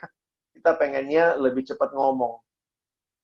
Terus belum tahu persisnya kasusnya seperti apa, udah pengennya langsung marah begitu ya. Next slide. You have 2 ears and 1 mouth. Kamu punya 2 telinga, 1 mulut, sehingga saudara dan saya harusnya mendengar 2 kali lebih banyak daripada kita berbicara. Karena itu pertanyaan saya, setelah Bapak Ibu mendengar ini, next slide, termasuk juga teman-teman pemuda remaja, kalian mendengar ini, what changes that you should make? Perubahan apa yang kamu harus lakukan? Mungkin sih perubahannya bukan hanya masalah metode. Pak, tolongin gimana saya cara ngomong sama anak umur segini. Pak, gimana cara ngomong sama anak umur sebegini. Bagi saya adalah bagaimana hati kita benar-benar mengasihi dan rindu orang itu terus mengalami hidup yang indah dalam Tuhan. Sehingga kita connecting. Kenapa? Karena kita punya hati yang sama. Yang sungguh-sungguh rindu membangun keluarga kita, membangun gereja kita bagi kemuliaan Tuhan. Jadi, mungkin banyak cerita, Bapak Ibu mungkin juga dalam pertanyaan nanti kita bisa lihat lagi, tapi memang realitanya how-nya ini harus diperjuangkan, how-nya ini harus dimulai dari hal-hal yang sederhana, kenal, tahu, dengar, banyak minta masukan kalau kita masih muda. Jadi wisdom itu kita dapat dari pengalaman orang-orang yang di sekitar kita, dan kita membutuhkan satu sama lain. Yakinlah, hati yang beres, kita tahu, dia mengasihiku. Kalau dia marah sama saya, karena dia kasih sama saya. Tapi itu harus ada investasi dulu. Karena kalau tiba-tiba datang langsung marah, langsung bilang, lu siapa lu gitu ya, bokap gua aja nggak marah-marah seperti ini. Oke? Kesempatan berikut, kita mendengar juga gitu ya. Satu sharing lagi. Saya rindu sharing dari Pak Gilbert ini akan menolong kita juga melihat perspektif yang lain juga dalam mengupayakan connecting generation. Silakan, Pak. Thank you, Pak Alex. Selamat siang, Bapak Ibu, Saudara. Kalau tadi Lause Surya sharing dari perspektif orang tua, saya dengan orang tua dan saudara-saudara. Sedikit konteks, kami 5 bersaudara. 3 anak pertama lahir ketika orang tua berumur 20-30-an, early marriage. Dan kemudian muncullah saya dan adik saya, berbeda hampir kurang lebih 15 tahun dengan kakak-kakak saya. Dan sama orang tua kurang lebih berbeda 40 tahun. Jadi kalau saya boleh simpulin, kami mempunyai 3 generasi berbeda. Orang tua generasi yang sesuai tadi Pak Alex sempat mention, orang tua di generasi baby boomer, kakak-kakak saya di generation Y, dan saya di Gen X, generation X. Semua lahir di era yang sedikit berbeda. Dengan generasi yang boleh dibilang berbeda dari kakak saya, seharusnya cara berkomunikasi orang tua saya ke anak antara kakak-kakak saya dan adik saya harusnya berbeda. Bahkan mungkin nggak nyambung, mungkin menyulitkan. Tetapi sebagai anak, kami nggak pernah merasa kesulitan itu. Kekesalan antara orang tua dan anak tetap terjadi seperti biasa. Namun di sisi lain, orang tua menekankan banyak hal pada prinsip, disiplin, dan yang terutama adalah kebergantungan kita pada Tuhan. Walaupun mungkin orang tua nggak secara jelas keseluruhan mengenal tentang prinsip-prinsip Alkitabiah, tetapi reliance, kebergantungan kita pada Tuhan itu selalu di-emphasize di keluarga. Sehingga ada guiding principle yang jelas. Yang kalau kami boleh simpulin menjadi alat bantu dalam orang tua kami untuk berkomunikasi, yang pada saat yang sama menjadi bimbingan untuk kami. Karena rules, cara yang benar dan salah itu jelas antara orang tua dan saya, walaupun kadang orang tua salah ataupun saya yang salah. Nah, prinsip itu pun sama terhadap saya maupun kakak saya, sehingga hampir nggak ada cara yang berbeda yang orang tua saya treat 2 generasi berbeda, Gen X, Gen Y. Kenapa ada kesimpulan itu? Karena pada akhirnya saya dan kakak saya dan adik saya pun dengan umur yang berbeda signifikan, cara komunikasi antar kami semuanya nggak banyak yang berbeda. Kami saling open ke kakak-kakak, adik, maupun orang tua. Poin penekanan dari sharing saya sebenarnya bukan dari cara orang tua saya mendidik dengan prinsip-prinsipnya, tetapi orang tua memakai prinsip itu sebagai alat untuk kami sekeluarga berkomunikasi. Sebenarnya bukan cuma alat, dari sisi komunikasi mungkin sebagai alat, tetapi sebagai kami masing-masing individu anak itu menjadi hal yang bertumbuh secara iman juga. Nah, yang saya ingin menyemangati orang tua dan juga menjadi poin dari sharing saya adalah peran dan pendekatan orang tua itu sangat signifikan dalam menentukan arah komunikasi antara kami dalam keluarga, which is orang tua dan anak. Thank you. Terima kasih banyak, Pak Gilbert. Thank you, Pak Alex. Thank you ya. Luar biasa melihat bahwa orang tua yang punya prinsip juga sebenarnya kalau dia dengan nyata meneladankan dengan baik, sebenarnya anak dari generasi apapun juga bisa ikut terhisap di dalam prinsip tersebut. Sehingga bukan sekedar masalah ini generasi apa, cara berkomunikasinya bagaimana, tetapi juga ada budaya yang dibangun dalam keluarga. Thank you, kita bisa tanya jawab. Silakan Pak David. Oke, baik. Terima kasih Bang Alex, juga Ko Gilbert yang tadi sudah memberikan. Oke. Yang pertama itu ada pertanyaan dari Bapak Bambang Yusuf, begitu ya. Kata beliau, Pak Alex, saya generasi X tahun 66. Anak saya awal-awal generasi Z tahun 96. Mau nanya, bagaimana tips komunikasi di mana anak saya memiliki pikiran tersendiri mengenai kebenaran firman Tuhan yang agak berbeda dengan saya? Terima kasih. Jadi tips bagaimana berkomunikasi itu. Baik Pak, saya melihatnya memang struggle untuk banyak orang tua dengan generasi yang berbeda. Salah satunya juga dalam hal kerohanian. Karena misalnya memaksa anak ke gereja, anak mulai bisa berargumentasi, ngapain ke gereja, saya malas ke gereja. Beberapa anak datang remaja juga kelihatan banget demotivasi hanya karena diperintahkan, disuruh oleh orang tua. Tapi saya melihatnya begini, mungkin buat Bapak Ibu yang anaknya masih lebih kecil, mari jangan sampai mengabaikan hal-hal rohani yang dibiasakan dalam rumah tangga. Jadi saya mendorong buat yang mungkin masih punya anak yang lebih mudah diarahkan, maka cobalah untuk membangun misalnya mesbah keluarga, berdoa bersama, terbiasa membaca Alkitab bersama sebelum tidur, atau seperti apa ya cerita-cerita Alkitab yang memang ditanamkan sejak sangat awal. Nah, ketika anak-anak memasuki tahap yang selanjutnya, ketika ada fondasi seperti itu akan sangat menolong. Dalam arti, kita meyakini juga bahwa firman Tuhan yang ditabur tidak akan kembali dengan sia-sia, itu jadi fondasi bagi mereka. Tapi juga anak-anak mungkin dengan mereka pergi masuk ke sekolah tertentu, punya teman yang mulai mempertanyakan iman, punya pemahaman sendiri tentang kebenaran, terikut teman. Beberapa anak tuh langsung akses ke YouTube gitu ya, lihat misalnya khotbah-khotbah dari pendeta-pendeta yang kita juga harus sadari, tidak semua khotbah di YouTube itu pasti benar secara teologis dan secara kebenaran dasar firman Tuhan. Nah, karena itu saya pikir kita mestinya bisa mengarahkan dalam arti begini. Mungkin kalau bicara komunikasinya kali ya, Pak Bambang, mari belajar mendengar apa yang dimaksud oleh anak, sehingga ketika anak merasa didengar, maka ketika kita pun mengutarakan pendapat kita, itu akan menjadi satu diskusi ketimbang argumentasi yang pokoknya papa mau kamu harus begini, karena papa begini kamu harus begini.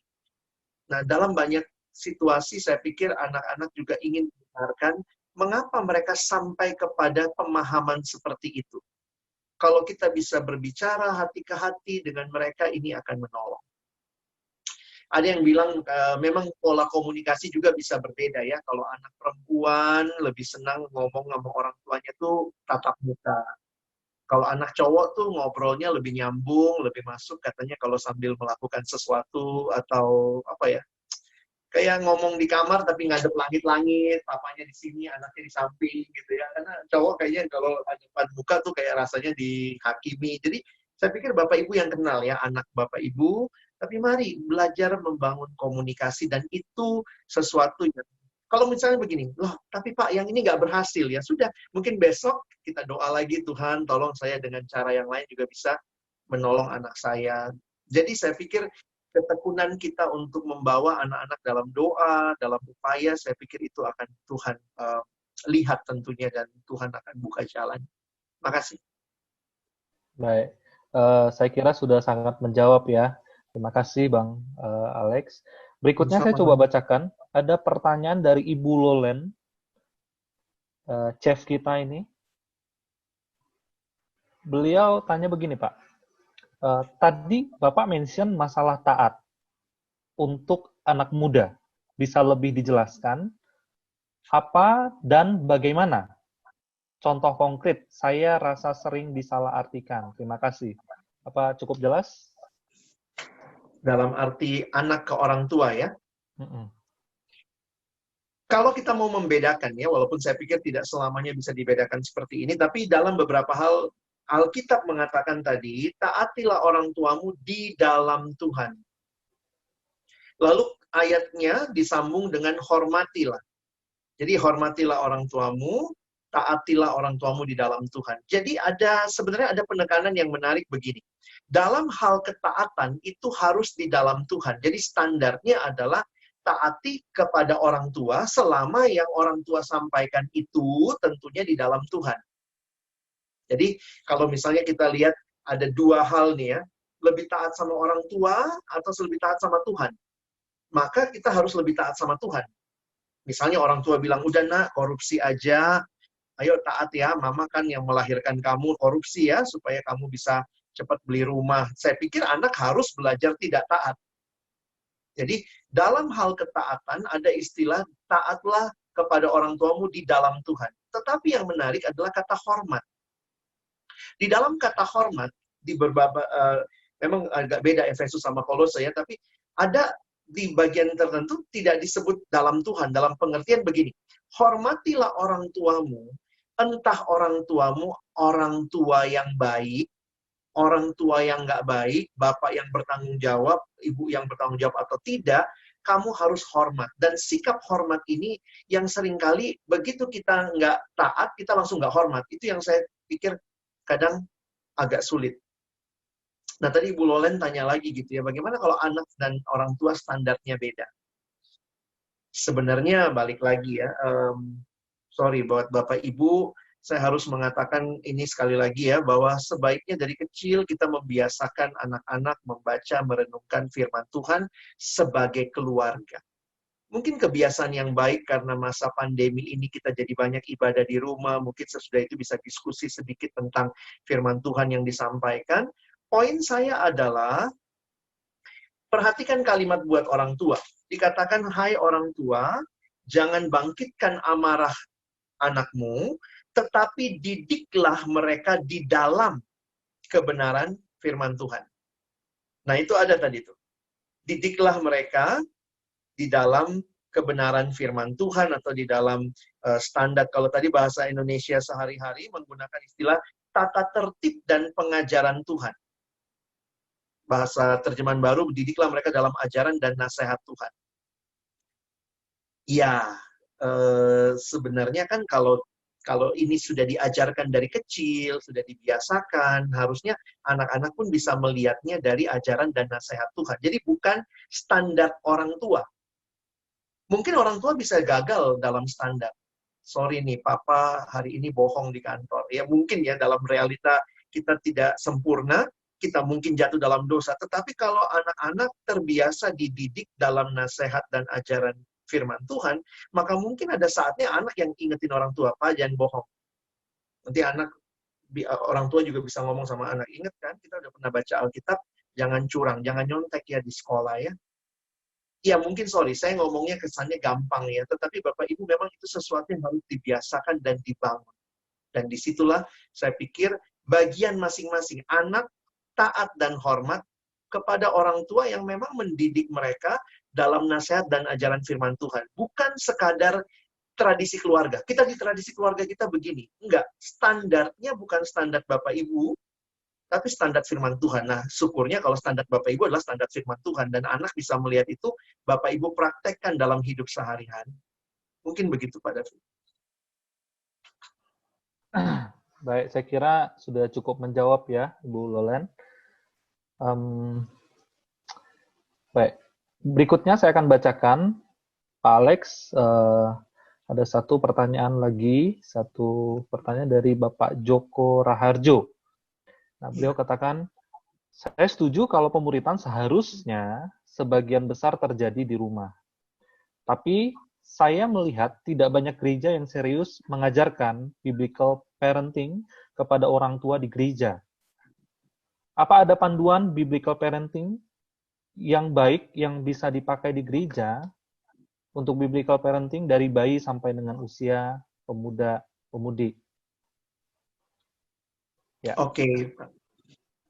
Mungkin saya bisa serahkan nanti juga ke Bapak Ibu atau Lause yang ada di gereja yang mungkin juga memahami dan belajar hal ini. Tapi kalau saya harus katakan begini kali ya, biblical parenting yang baik pasti mengintegrasikan beberapa hal. Jadi tidak hanya berat sebelah. Jadi ini memang ya Bapak Ibu mungkin Lause Surya saya tahu belajar banyak juga soal itu. Saya baru minta makalahnya juga dari beliau. Nah, poinnya biblical parenting itu bicara tentu prinsip Alkitab. Lalu yang kedua ada prinsip psikologi. Jadi saya pikir jangan cuma yang psikologinya aja gitu, tapi nggak ada prinsip Alkitabnya. Atau jangan cuma Alkitab aja, tapi tidak ada wawasan psikologinya. Dan termasuk juga wawasan praktisnya dalam hal skill apa yang harus dibangun oleh orang tua. Jadi biblical parenting yang baik itu sebenarnya menggabungkan beberapa hal secara menyeluruh. Bukan hanya berat sebelah. Nah, sedikit saya sampaikan begini.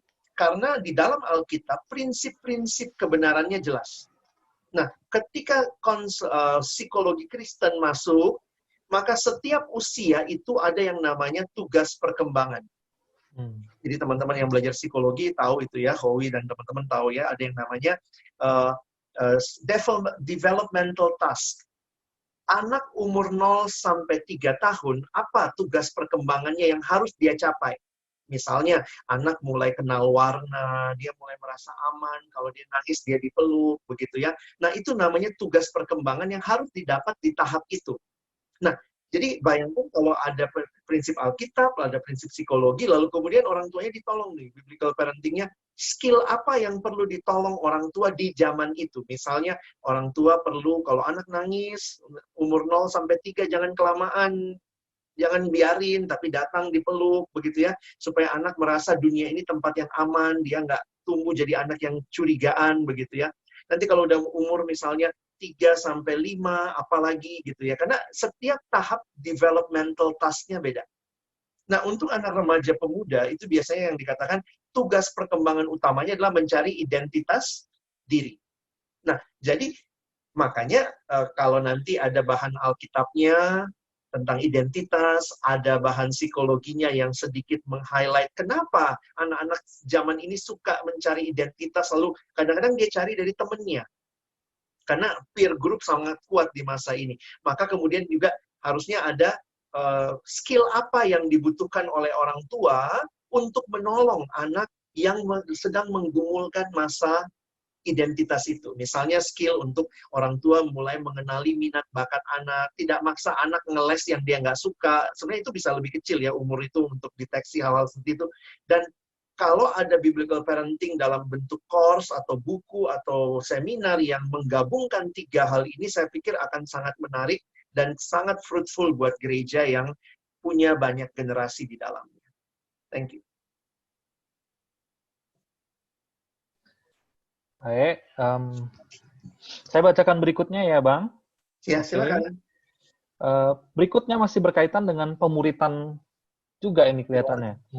Dari Ibu Sumena, Pak Alex, kadangkala saya melihat generasi tua tidak bisa membedakan pemuritan dan pendisiplinan generasi muda. Kadang guru atau lause dan generasi tua mengatasnamakan marah atau kasar terhadap yang muda dengan alasan mendisiplinkan yang muda atau murid. Mohon berikan penjelasan yang lebih konkret apa yang dimaksudkan dengan pemuritan dan pendisiplinan untuk para generasi tua. Terima kasih. Baik, terima kasih, Bu. Saya harus juga bicara jujur bahwa culture mempengaruhi. Ada culture dalam setiap budaya yang berbeda. Misalnya, kita jujur aja ya, buat Chinese culture, parents atau older generation always right, somehow itu masih ada. Jadi, Bapak Ibu mesti sadarnya begini kali ya, mari kita gali culture kita di keluarga, di gereja, supaya kita juga bisa melihat dan akhirnya belajar bersama. Saya melihat dalam banyak hal, misalnya begini ya, banyak orang tua yang mungkin dididik zaman dulu, yang selalu orang tua itu benar, mereka lah patokan segala macam. Lalu kemudian anak dikirim sekolah di luar negeri, yang di sana terbuka, kita bisa ngomong sama dosen aja panggil namanya, kita bisa nggak setuju sama ajaran dosen dan dosennya nerima, begitu. Nah, waktu pulang itu bisa culture shock gitu. Karena realitanya culture-nya yang berbeda. Nah, saya harus mengatakan juga bahwa Tuhan Yesus hadir dalam culture yang Yahudi pada waktu itu, dan kita pun mesti mempelajari culture kita supaya kita bisa fit in. Tentu ada prinsip yang sama, komitmen, kebenaran, tetapi dalam banyak hal, misalnya marah di culture tertentu itu dianggap sebagai sayang, gitu kan? Kita suka dengar begitu kan? Papa tuh marah sama kamu karena papa sayang. Nah, sekarang masalahnya adalah apakah anaknya mengerti itu sayang? Atau yang mesti berubah nih, jadi siapa nih yang mesti berubah? Kalau akungnya yang disuruh berubah, kalau marah tuh sayang, ternyata anak bingung juga gitu. Jadi kadang-kadang saya melihat jembatan-jembatan yang mesti dibuat, misalnya dialog, komunikasi, supaya bisa melihat dari both side. Untuk Bapak Ibu yang mungkin tinggal sama grandparents, anak-anak ada di rumah, lalu ada Bapak Ibu, lalu ada akungnya atau aponya gitu ya, itu Bapak Ibu harus jadi jembatan, jangan berpihak, karena hati-hati, kalau berpihak itu anak-anak akan ngelihat, tuh kan, papa gua aja nggak hormati mamanya, misalnya begitu. Memang si orang tua kadang-kadang nyebelin ya, karena makin tua, makan nggak mau teratur, ambil ini jatuh, nah hati-hati tuh, cara kita memperlakukan orang tua kita akan jadi teladan buat anak, dan dia akan lihat juga. Nah, hal-hal seperti itu yang saya pikir, mari kita lihat culture-nya. Misalnya orang tua bisa jelasin, sebenarnya Akong itu marah karena sebenarnya dia sayang, tapi begitulah dari muda mungkin dia seperti itu. Jadi anak yang diminta untuk lebih mengerti mungkin bisa begitu. Tapi perlunya yang saya pikir di sini komunikasi dan ngobrol, termasuk di gereja dengan culture yang ada. Jadi jangan juga, jadi gini ya, karena ada generasi yang memang merasa marah itulah ekspresi kasihnya. Nah itu kita mesti coba sama-sama bicara. Mungkin itu dulu yang saya bisa gambarkan ya Bapak Ibu ya. Karena saya nggak berani masuk ke detail-detailnya, Bapak Ibu yang mesti gumulkan di gereja masing-masing. Culture itu sangat mempengaruhi ya, Pak Alex. Iya, culture mempengaruhi. Nah, ini berkaitan dengan, mungkin agak mirip ini, Pak Alex, dari generasi muda kita, ya. Dari Erike Winanda. Bang Alex, sebagai generasi muda untuk menghadapi generasi yang tua, yang tidak seperti gambaran ideal, menjadi contoh, membimbing, sesuai dengan kebenaran, dan lain sebagainya. Nah, itu bagaimana ya? Untuk generasi muda, share apa pemikiran dan perasaan mereka ke generasi tua juga sulit, karena dianggap tidak berpengalaman. Bahkan kadang dianggap melawan atau keras kepala. Apakah hanya bisa bias mendoakan dan berserah saja? Thank you. Jadi ada dua cara berpikir yang berbeda. Jadi gimana nih Bang kira-kira? Dalam banyak hal yang saya lihat atau saya orang sharing begitu ya, khususnya anak muda ya, dalam banyak hal yang waktu mereka sharing, biasanya masalahnya adalah cara. Sorry ya, mungkin ini agak klise, tapi saya melihat beberapa itu masalah utamanya cara. Misalnya begini, ada orang tua yang bingung, anak saya tuh nggak mau dengerin saya.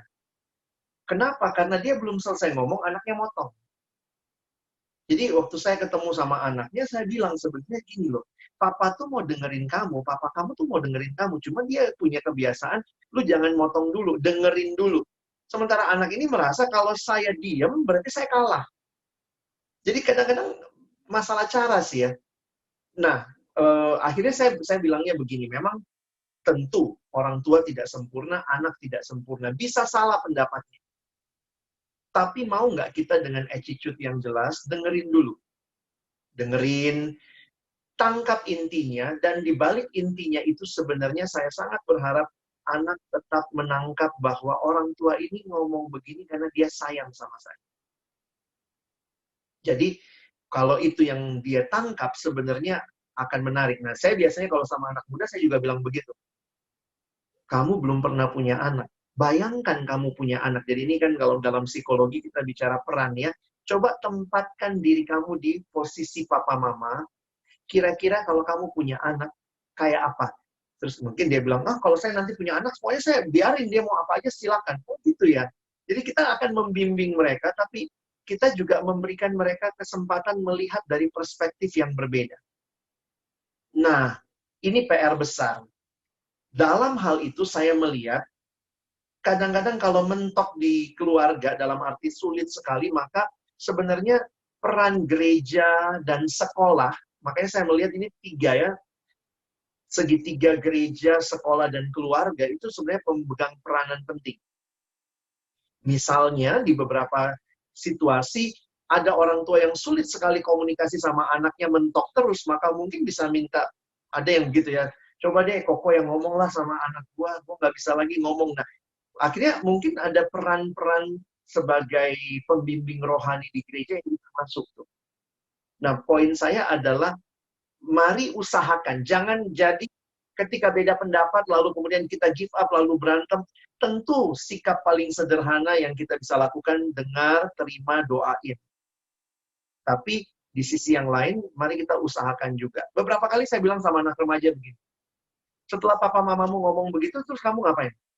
Ya gue banting pintu, kok gue masuk kamar, gue kunci. Gue bilang, lo, kamu nggak bilang terima kasih ya? Maksudnya saya ngajarin juga sisi yang lain. Coba bilang terima kasih ya papa mama udah kasih pikiran seperti itu. Koko atau dia sebut namanya, ya nanti saya pikirin ya. Atau sebenarnya orang tua juga bisa masuk kepada wilayah yang lebih rohani, tentunya kalau perbedaan pendapat, yuk kita doa sama-sama yuk.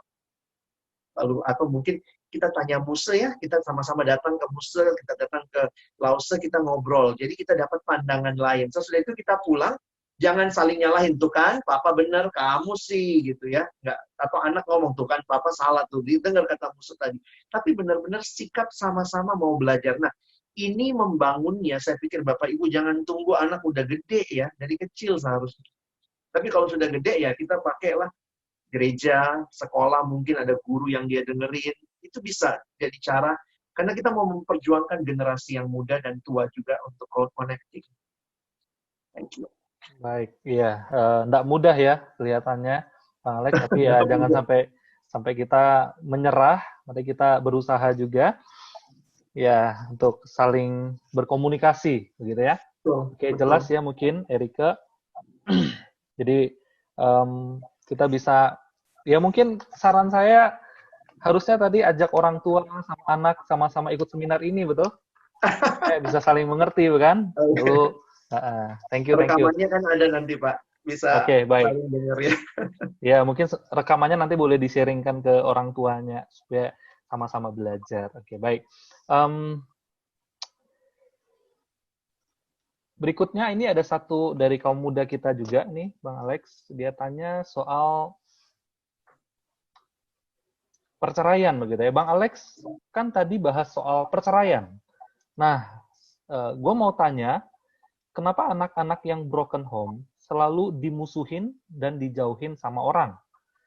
Ini pengalaman gue, Bang. Gue salah dikit langsung dijudge. Ya kan anaknya broken bla bla bla. Dijauhin dan menyuruh anak-anaknya nggak boleh berteman sama gua. Di gereja GKY beberapa orang seperti itu termasuk hamba Tuhan, tapi tidak semua hamba Tuhan ya.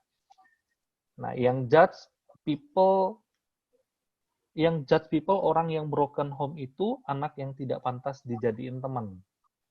Gimana menghadapi orang-orang seperti ini dengan cara pengajaran Kristus? Thank you, Bang. Dari Anthony. Oke, halo Anthony.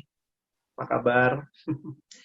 Thank you kejujurannya. Anthony salah satu anak yang luar biasa saya lihat dalam pembentukan Tuhan buat dirimu. Koko cuma ingetin gini aja. Identitasmu ada di dalam Tuhan. Jadi kita tidak didefinisikan dari kondisi keluarga kita. Setiap kita didefinisikan dari kita adalah gambar rupa Allah yang diciptakan segambar dan serupa dengan Allah. Itu yang harus kamu pegang. Tapi yang kedua, kamu tidak bisa mengontrol apa yang orang lain harus katakan tentang dirimu. Yang bisa kamu lakukan adalah berjuanglah jadi anak yang tidak terkait dengan masa lalu kamu jadi broken, jadi hancur hanya karena masa lalumu atau mungkin kondisi keluargamu. Kamu tidak bisa mengontrol apa kata orang. Yang bisa kamu lakukan adalah menghidupi identitasmu, menjadi teladan, dan dalam anugerah Tuhan tentunya, biarlah kamu juga jangan jadi orang yang benci sama orang yang masih salah mengerti kamu. Ya, nikmati saja sebagai satu bagian yang Tuhan berikan. Tentu, saya yakin, di gereja ini Tuhan juga pakai banyak orang kan untuk membangun kamu, menyemangati kamu. Ada komunitas-komunitas yang dari dulu kita remaja kan ada teman-teman yang ya bisa jadi best friend begitu. Ya bagi saya kita nggak bisa kontrol kalimat orang, tapi yang bisa kita kontrol adalah diri kita untuk tidak jadi seperti itu. Dan dalam anugerah Tuhan memang Tuhan mau kita jadi seperti yang Dia mau. Do not follow other people's opinion. Tapi ikut apa yang Tuhan katakan. Di samping itu, gereja tentunya terus ya, tidak ada gereja yang sempurna. Nah, gereja juga tentunya akan bergumul terus ya, mengingatkan, termasuk juga teman-teman yang mungkin masih punya pemikiran seperti itu, kiranya boleh melihat bahwa setiap orang punya hidup baru dalam Kristus.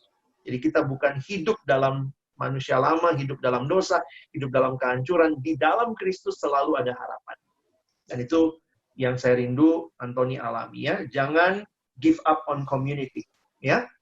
Mau kemanapun nggak ada community yang sempurna.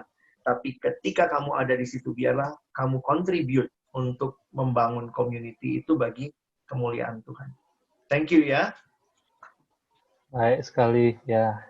Kiranya boleh menolong Anthony ya untuk tetap bertumbuh, fokus kepada Kristus dan terus bertumbuh di dalam Kristus ya. Baik, pertanyaan berikutnya Bang. Ini dari Pak Kusnan. Selamat siang Pak Alex. Saya sangat tertarik dengan hal caring. Namun zaman ini justru ada kesan tidak ada yang peduli. Bagaimana kita memulainya? Nah, ini pertanyaan baik. Ada hal-hal sederhana Pak yang saya lihat ya Kristus lakukan ya. Sebenarnya pelayanan kasih itu, caring adalah sesuatu yang sangat natural bagi kita yang harusnya sudah alami kasih Kristus. Iya, memang dunia yang makin egois, orang yang mengasihi pun dicurigai, ini ada apa-apanya nih, pengen sesuatu kayak ini gitu ya. Tapi mari kita mulai aja gitu. Saya ingat pada satu waktu Santo Agustinus ditanyakan bagaimana rupa kasih. Lalu kemudian Santo Agustinus menjawab, kasih itu punya mata untuk melihat kondisi kebutuhan di sekelilingnya. Kasih itu punya tangan untuk menolong mereka yang membutuhkan. Kasih punya kaki untuk melangkah ke tempat-tempat yang sulit. Kasih itu punya telinga yang mau mendengar rintihan mereka. Saya berpikir bahwa kasih itu pada akhirnya bukan sesuatu konsep, tetapi sebuah tindakan realita yang meneladani Kristus. Mungkin kita hanya cukup memberi telinga kita mendengar. Kan kadang-kadang kalau lagi pandemi seperti ini, ada teman yang mau nelfon atau mungkin nelfon memberi perhatian, saya pikir itu bisa tuh, menarik tuh untuk bisa akhirnya, ya kita hanya dengar, mungkin kita nggak berikan solusi apa-apa, tapi realitanya orang butuh didengar gitu. Dan mari mulai dari tempat yang ada, Bapak ada di mana, Bapak bisa lakukan apa, dan kemudian nanti berharap itu kemudian menular juga jadi gerakan kasih yang indah. Thank you. Baik, mulai dari diri sendiri, Ya. dan hal-hal yang kecil ya Bang ya. Iya, nggak usah mikir jadi Ibu Teresa dulu. Baik. Oke, ada satu pertanyaan lagi nih Bang, yang masuk dari anak muda. Saya kira ini pertanyaan yang cukup relevan juga, begitu ya. Bang, ada titipan pertanyaan dari pemuda nih. Ya, Howie ya. Kenapa kok susah banget rasanya untuk minta maaf ke orang tua? Wah, oke. Sebenarnya semua manusia berdosa sulit untuk mengampuni gitu ya. Tapi dalam anugerah Tuhan, saya pikir ketika kita alami kasih Tuhan, maka di dalam Kolose 3 ayat 13 misalnya, ampunilah seorang akan yang lain, sama seperti Kristus telah mengampuni kamu. Jadi saya terus bergumul bahwa itu bukan masalah anak muda. Jadi jangan berpikir, oh sulit minta maaf sama orang tua itu masalah anak muda. Orang tua juga sulit minta maaf sama sesamanya atau bahkan ke anak juga. Tapi itu sesuatu yang mungkin dilakukan oleh orang-orang yang telah mengalami penebusan dalam Kristus. Dan itu yang Alkitab ingatkan. Karena itu saya pikir gini ya, mari terus mengarahkan diri setiap hari kita diasah, diarahkan oleh firman Tuhan. Saya suka berpikir seperti ini kali ya, kalau kita main musik gitu ya, saya main gitar lah. Kapan sih kita butuh nyetem gitar itu? Saya pikir gitar harus di-stem, mungkin setiap kali mau main, di-stem lagi, latihan, di-stem lagi gitu ya. Hidup kita juga harusnya begitu. Mari kita nyetem lagi gitu ya. Setiap pagi baca renungkan firman Tuhan, setiap kali ibadah di gereja firman Tuhan, seperti kembali menyetem hidup kita, mengarahkan supaya hidup kita jangan sumbang nadanya. Jangan fales. Karena dunia ini mengatakan apa? Lu jangan minta maaf. Kalau dia yang salah, dia yang mesti minta maaf sama lu gitu ya. Tapi kita disetem lagi. Sama seperti Kristus telah mengampuni kamu, kamu perbuatlah juga demikian. Jadi, mari ingatkan lagi. Nah, tapi kalau ditanya praktis, kenapa anak muda seringkali susah? Mungkin kalau bicaranya, saya melihatnya yang tadi, yang saya tulis ya. Bisa jadi karena pemahaman saya lebih benar, lebih baik, generasi saya lebih baik daripada dia gitu. Tapi ya itu semua ada asumsi di baliknya yang saya pikir ya akarnya sih dosa yang sulit untuk mengampuni sesama gitu. Thank you.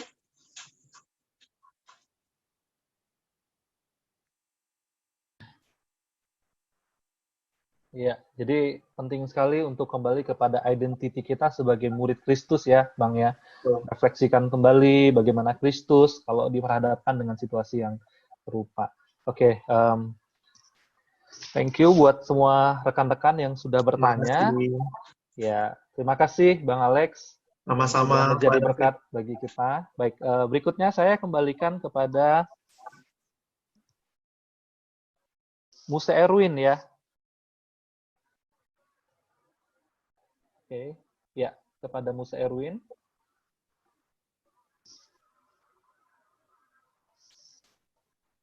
Oke, baik, Muse.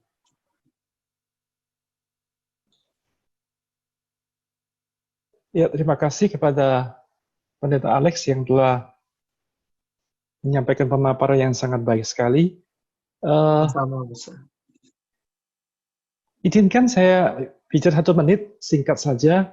Yang pertama kepada para orang tua, kepada generasi yang senior, mari kita bersama-sama memberikan ruang yang lebih besar untuk anak-anak yang muda. Sekali lagi, berikan ruang yang besar kepada mereka, tinggalkanlah legacy kepada mereka. Belum terlambat, ini waktu yang Tuhan berikan, ini momen yang berharga, kita tebus masa lalu yang telah lewat. Yang kedua, kepada anak-anak muda, kepada generasi muda, izinkan saya mewakili orang tua barangkali, mewakili para senior, mungkin di sekolah, mungkin di gereja. Jikalau andai kata kalian anak-anak muda pernah terluka, pernah kecewa, pernah merasa tidak nyaman dengan orang-orang tua, izinkan saya mewakili mereka untuk say sorry dengan kalian. Kami sangat mengasihi kalian. Kalian ada dalam hati kami, dan kami mendoakan dengan sungguh-sungguh. Baik, terima kasih. Itu saja dorongan yang saya berikan.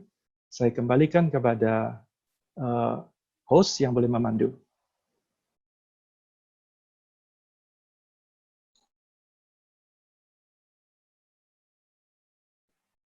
Kami persilakan Lause Surya untuk closing statement. Thank you pada sore hari ini. Saya merasa tidak ada kata terlambat untuk melakukan sebuah rekonsiliasi, dan mari kita mulai dari diri kita sendiri, baik suami istri maupun orang tua anak. Kita pakai kesempatan yang baik ini.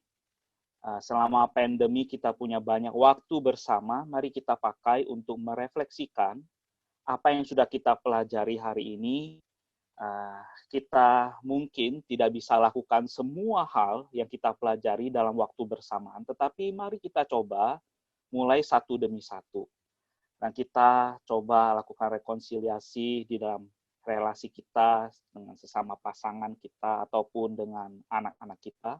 Dan saya percaya waktu kita punya attitude seperti itu, saya percaya kita juga terbuka terhadap kuasa Roh Kudus dan firman-Nya bekerja dalam diri kita, sehingga apa yang kita pelajari ini, firman Tuhan bekerja dalam kehidupan kita dan mengubahkan kehidupan keluarga kita.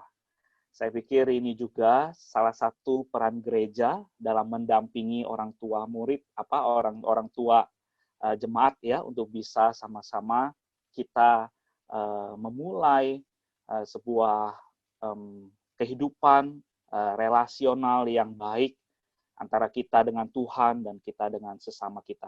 Mari kita sama-sama tundukkan kepala, kita berdoa, kita mengucap syukur, kita berterima kasih kepada Pendeta Alex Nanlohi. Bapa di surga, kami bersyukur satu kesempatan yang indah Tuhan Engkau berikan kepada kami, setiap kami sore hari ini, kami boleh belajar bersama, kami boleh sharing, terbuka dengan kehidupan kami. Kami percaya Tuhan, Engkau hadir di tengah-tengah kondisi kami selama pandemi ini, juga di dalam keluarga kami. Dan kami mau memulai rekonsiliasi kalau terjadi ada hal-hal friksi di dalam kehidupan kami, dalam suami istri ataupun orang tua anak.